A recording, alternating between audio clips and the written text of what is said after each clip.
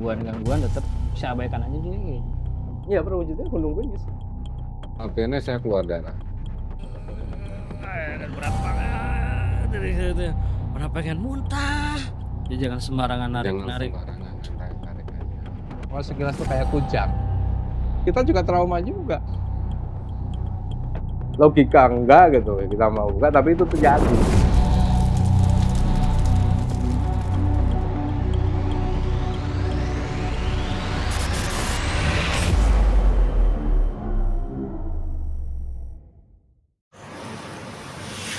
Assalamualaikum warahmatullahi wabarakatuh.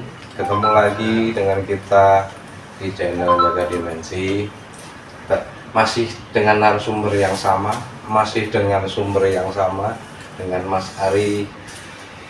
Ariandi Al-Mukarrom. Nah, sekarang kita di video yang kedua ini saya pengen dengar, ya kan, mungkin teman-teman juga pengen dengar cerita-cerita pengalaman spiritual, pengalaman gaib yang lebih ya setiap manusia pasti akan mengalami hal seperti itu, entah itu gangguan, entah itu pengalaman pribadi yang istilahnya mungkin memang itu ada terus kalau orang sudah bilang kan gitu. Ya kan Mas Ali ya? Ya. Coba Mas Ali mungkin punya pengalaman itu. Coba Mas Ali ceritakan, coba Mas Ali sampaikan.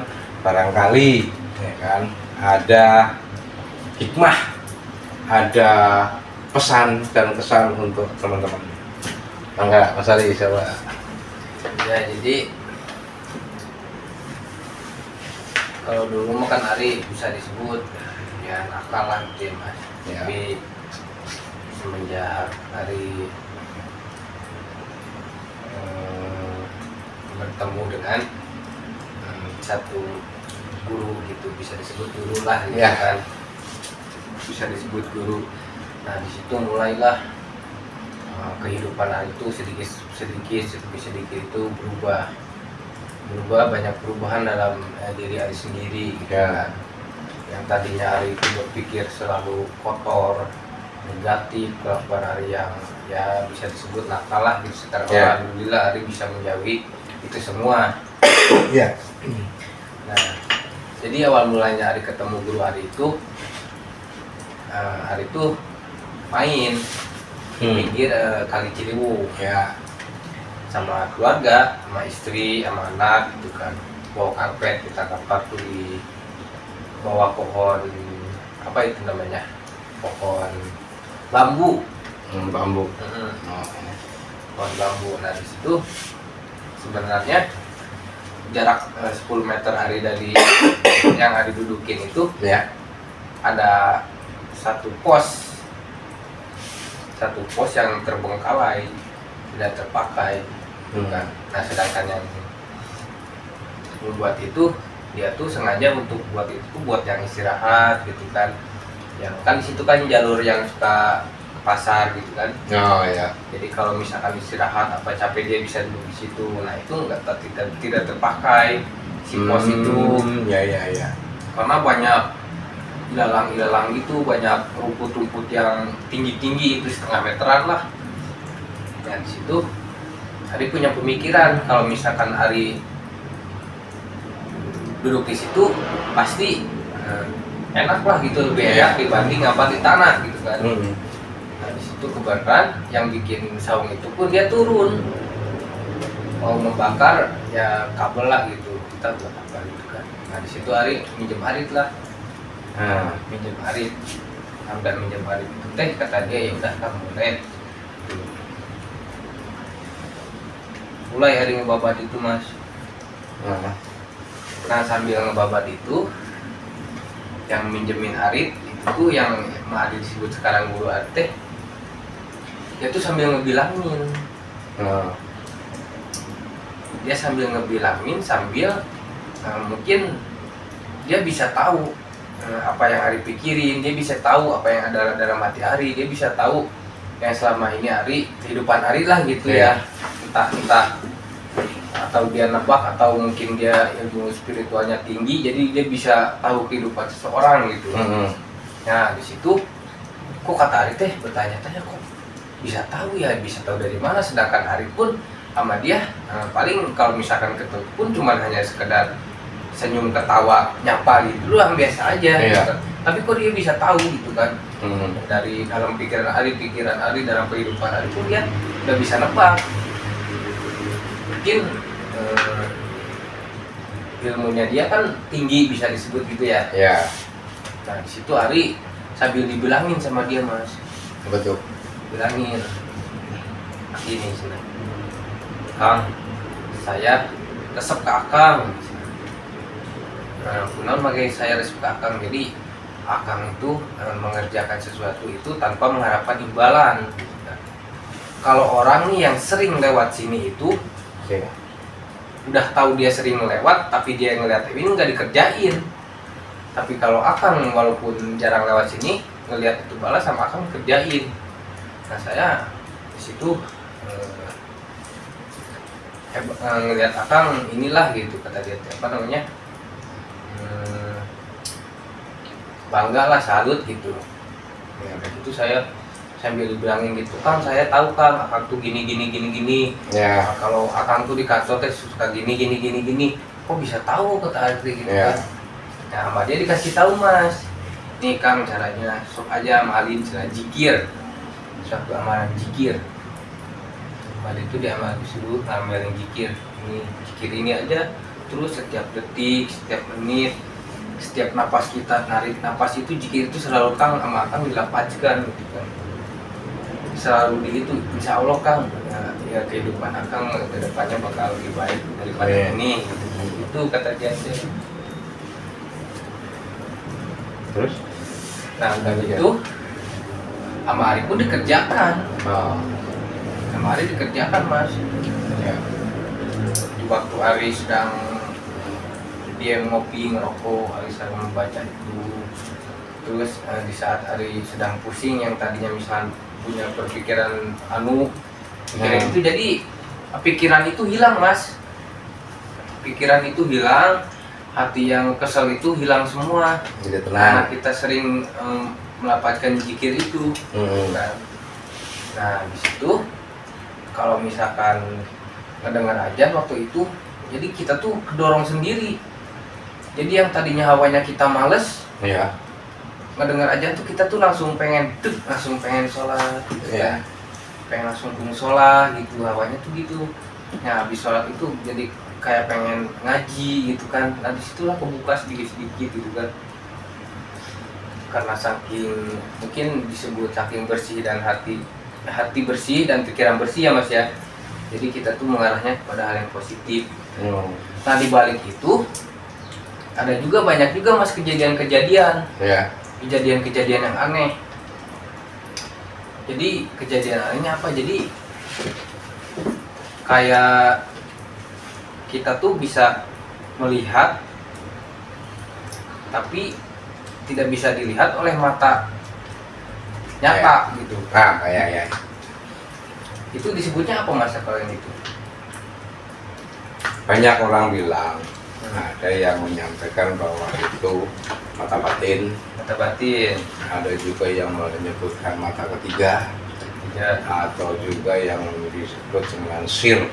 Ya kan? Rasa. Ya kan? Ada juga yang menyampaikan bahwa itu adalah visual dari otak. Ya kan? Jadi banyak yang menyampaikan. Karena kekusukan kita, fokus kita kepada satu titik untuk mencapai sesuatu, biasanya secara sengaja ataupun tidak itu akan terbuka. Ya, seperti itu Mas Ari. Nah, setelah kejadian itu yang Mas Ari mulai alami, ya kan, mungkin hal-hal kalau dibilang ya itu mistis goib kan ya.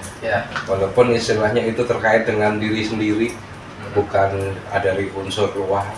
Ya kan, di istilahnya ada yang bilang juga itu mungkin adalah sebuah ujian buat kita. Kayak gitu. apakah cuma sampai ke titik itu Mas Ari mengalami hal seperti itu? Apa sampai detik ini masih mengalami? Sampai detik Sampai ini detik pun ini.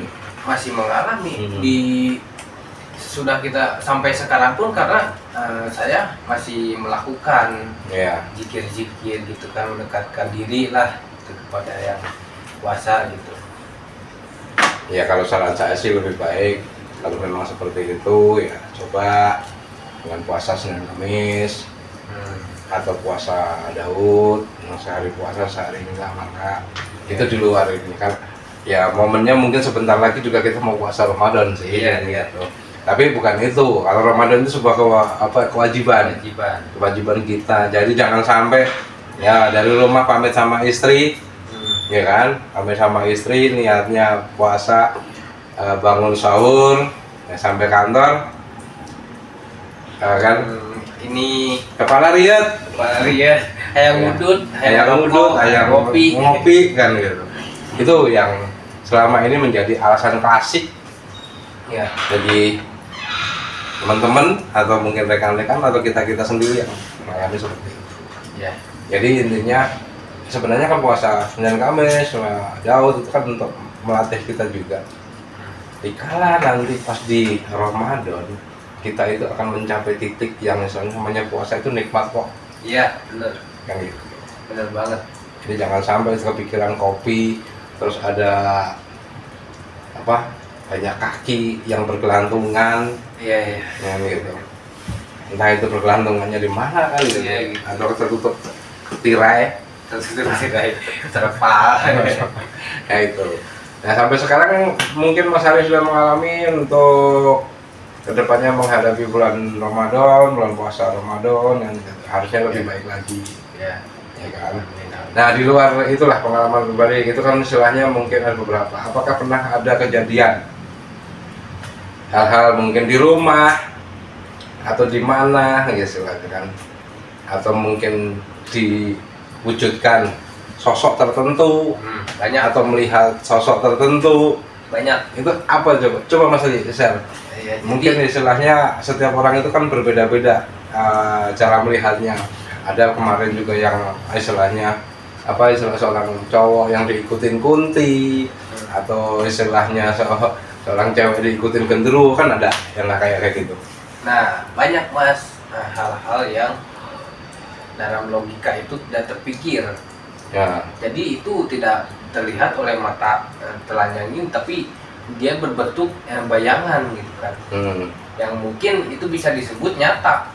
ya antara nyata dan tidak. Mungkin ada sebagian orang itu menyatakan bahwa itu halusinasi. Nah, ya. itu. Ada juga yang gitu. Tapi intinya itu kembali kepada diri kita sendiri saja. Iya.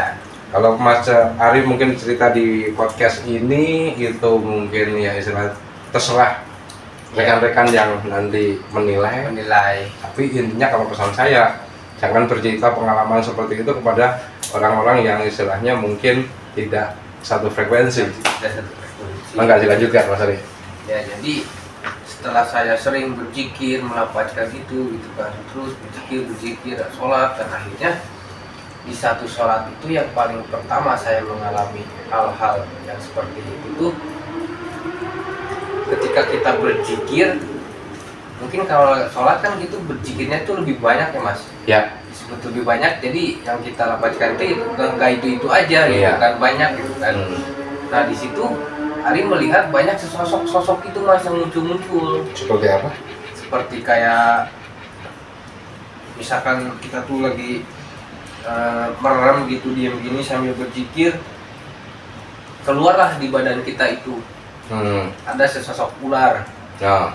Sesosok ular itu dia mungkin karena saking Ari khusyuknya itu berzikir ya, Iya. si sosok ular itu keluar dia Mas dari tubuh Ari itu. Dari tubuh Ari keluar dia. Jadi ularnya itu semacam ular apa ya, kayak kobra gitu, cuman dia lebih besar si ininya tuh. Kan ular kobra gini kan ya. Ya. Nah jadi si mukanya tuh pinggirnya tuh lebih besar gitu. Ya. Nah gitu matanya dia memancarkan, matanya merah Mas. Ya. Nah itu yang Ari alamin. Nah udah gitu ada satu cerita lah Ari kan ke satu temen yang satu frekuensi lah gitu. Nah, Ari ceritain yang Ari alami itu, kata dia harusnya yang itu jangan sampai dia masuk lagi, kalau bisa kita tahan, buang gitu, jadi supaya si ular itu jangan masuk lagi ke dalam diri kita gitu kan. Kita harus bisa mencegahnya itu supaya dia nggak masuk lagi kan gitu kan. Jadi itu sosok sifat yang jahat gitu kan ya, yang ada dalam diri kita. Berarti selama ini kalau misalkan kita melakukan segala hal yang keburukan itu pengaruh dari ular itu mungkin tapi nggak tahu juga. Nah udah gitu, udah dapat surat itu, besoknya ada lagi. Apa tuh? Jadi dialami. Yang dialami itu, jadi dia dalam bayangan Ari, jadi dia tuh kayak korban penyiksaan. Sesosok makhluk cewek. Jadi dia tuh kayak korban penyiksaan dulunya. Jadi dia tuh selalu disiksa sama suaminya itu sampai dia tuh badannya kurus. Dalam keluarganya pun nggak ada yang tahu gitu kan. Sampai akhirnya dia meninggal. Nah dia tuh meninggalnya tuh kayak penasaran gitu meninggalnya tuh Mas. Jadi dia tuh masih pengen hidup, cuman hidupnya tuh nggak bahagia gitu. Nah jadi meninggalnya karena mungkin bisa disebut ngebatin ya, kalau disebut ngebatin gitu. Nah jadi dia tuh muncullah dalam sosok Ari itu. Muncul itu di saat Ari selesai sholat isya, muncul itu terus datang lagi sosok pocong. Nah dia itu pocong dengan si cek perempuan itu tuh berdampingan Mas. Pocongnya cowok kali? Pocongnya cowok kayaknya. Nah gitu. Nah si ceweknya itu, jadi yang dalam penglihatan Ari mah semuanya tuh hanya tulang Mas. Dari badan ke sini itu hanya tulang semua. Tulang doang. Berwarna merah si tulang itu. Kalau muka sama rambutnya mah utuh gitu. Mukanya emang serem. Terus si pocong juga makanya serem lah gitu.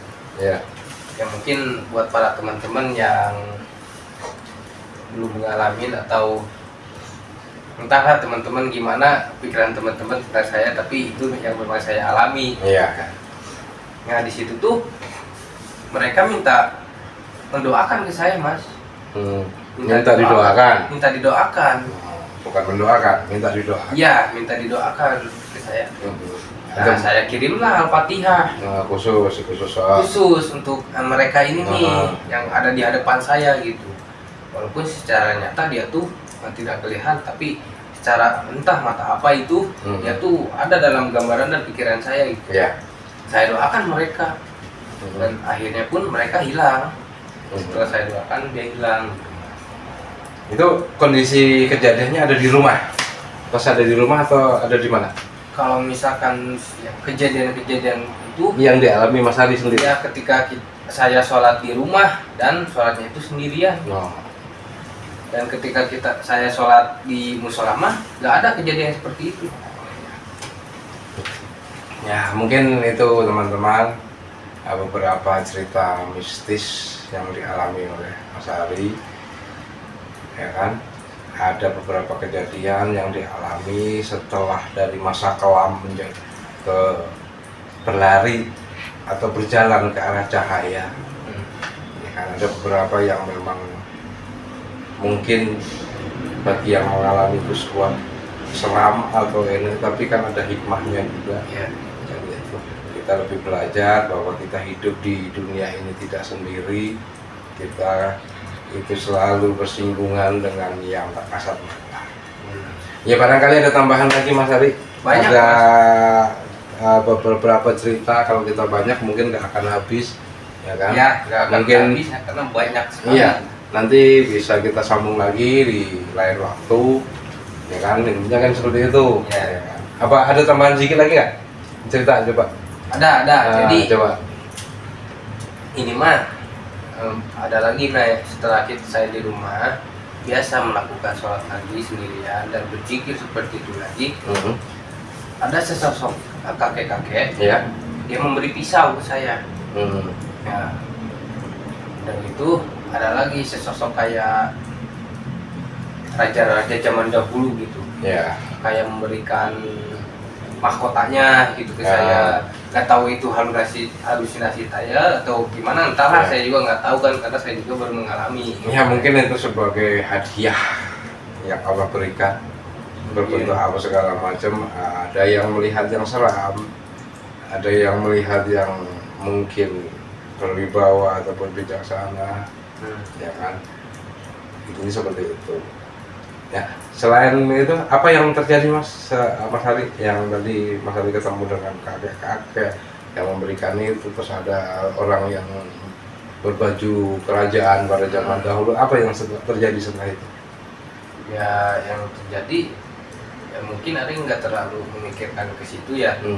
Jadi Ari mah mungkin agak halusinasi gitu kan. Ya. Banyak yang ada yang ngasih mahkota, ada yang ngasih tongkat, ada yang ngasih golok pun ada Mas. Yang ngasih Seandainya itu golok, ngewujud waktu luar biasa, itu kita jual ke pasar. Gitu. Kita kiloin ya teman-teman ya. Karena berhubung itu sebuah amanah. Amanah itu kan ditaruhnya di badan, ya kan? Ya kan? Badan kita ini kan sebagai penampungan, entah itu berbentuk tadi yang Mas Ari sampaikan, adalah itu golok, itu mahkota, segala macam, itu amanah supaya selalu menjaga. Menjaga apa? Menjaga amanah. Amanah apa? Amanah yang Allah berikan. Ya. Tugas yang Allah berikan. Mas Ari sudah menikah. Yang perlu dijaga ya mungkin anak istrinya. Iya. Mas Ari sudah menikah. Yang perlu dijaga adalah pikirannya. Dengan simbol sebuah mahkota tadi, atau matanya juga yang harus dijaga. Mungkin seperti itu. Ya. Yang dulu dia bisa melihat yang namanya cewek seperti apa, yang namanya punten ya. Kalau zaman sekarang kan yang namanya judi online. Nah, sekarang itu harus tangan segala macam. Kita harus amanah. Jangan pernah jolim kepada diri kita sendiri. Ya. Jangan pernah jolim kepada keluarga kita. Begitu mungkin. Ya. Mungkin itu pesannya yang kalau yang saya dapat gitu ya. Ya. Itu mungkin seperti itu. Dengan beberapa pengalaman yang Mas Ari terima atau yang sudah alami, ya kan. Makanya tetaplah istiqomah dalam beribadah. Entah itu kita menjalankan tugas kita sebagai seorang muslim, yaitu sholat, ataupun istilahnya zikir, ngaji dan segala macam, baca Quran. Jangan pernah lupakan itu. Ya kan? Mungkin cukup sekian dulu beberapa pesan yang Mas Ari sampaikan, atau beberapa kesan yang sudah disampaikan juga oleh Mas Ari. Mohon maaf bila ada kekurangan, kelebihan. Ini adalah sebuah pengalaman yang diceritakan oleh Mas Ari.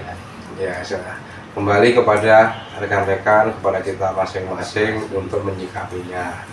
Waalaikumsalam warahmatullahi wabarakatuh. Sampai ketemu. Salam waras.